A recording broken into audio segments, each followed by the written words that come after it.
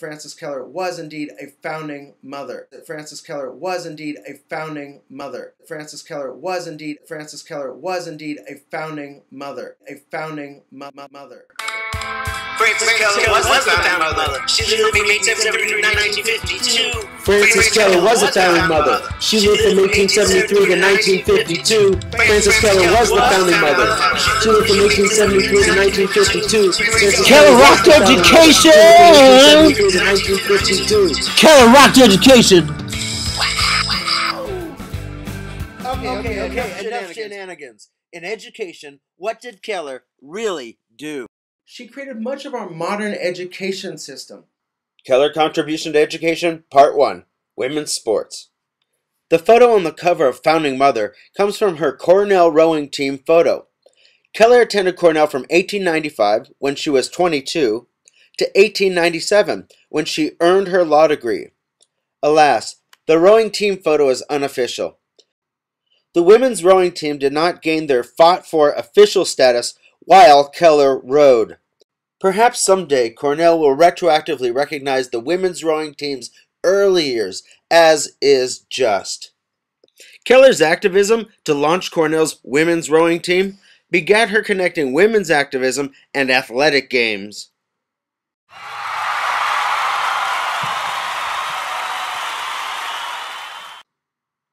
Kellor saw home life as corrupting women. In her 1909 sports book, Athletic Games and the Education of Women, Kellor said, "Some women are abnormally sensitive and introspective or morbid and live too much on the subjective side of life."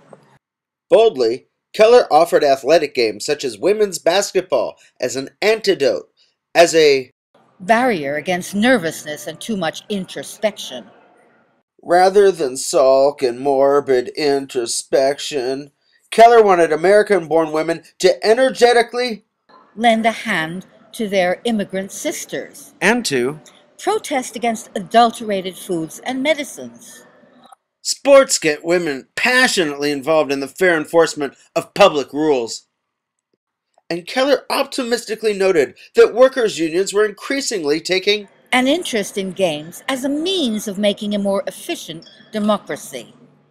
And as sports made people aggressive, cooperative, and publicly minded, Kellor argued that as the best exponents of democracy, games should be incorporated in our most democratic of institutions, the public school.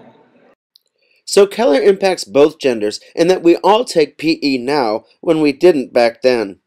But Kellor thought athletic games particularly important in the education of the new public women. In addition to women's sports, Kellor advocated the new community service learning.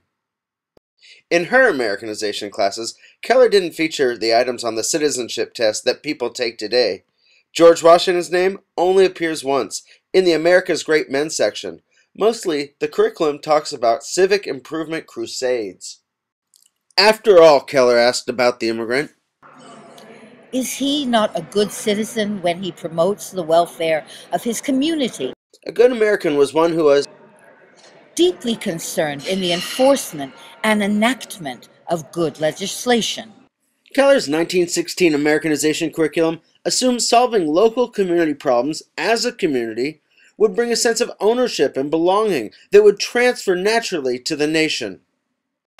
The greatest gift a teacher can give to an immigrant is an enlarged and enduring standard of his relationship to his work, his family, his community, and his new citizenship. What we do today is we go to old folks' homes and this sort of thing. We call it community learning, community service learning.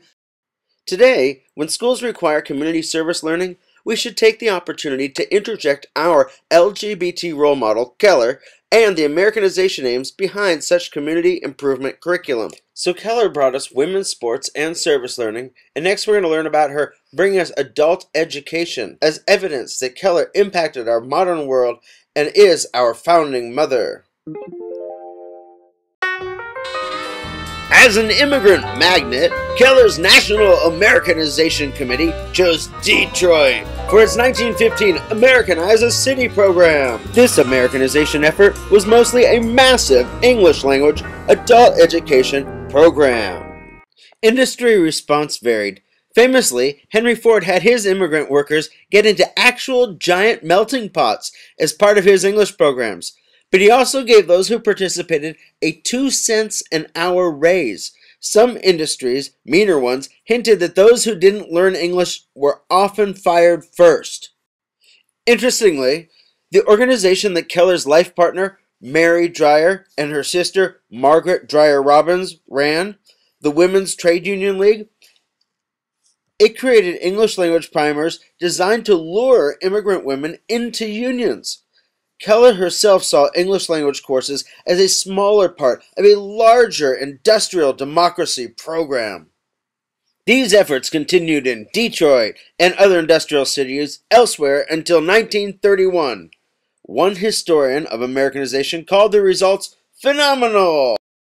Another historian and Americanization critic conceded that Kellor's efforts greatly aided in the spread of adult education throughout America. So again, if you've ever played sports as a woman, if you've ever been part of community service learning as part of graduation or a school program, if you've ever taken part in adult education, Kellor created a lot of who you are. And if you think that these are important and you advocate these, again, she helped create much of that which is important to you in modern America. How could taking part in each of the following change a person?